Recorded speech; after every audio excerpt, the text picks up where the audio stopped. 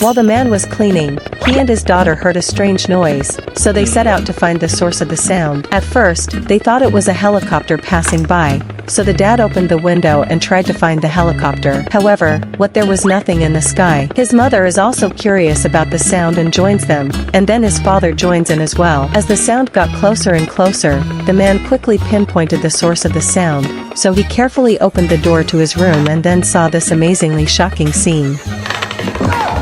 哎呦我的妈！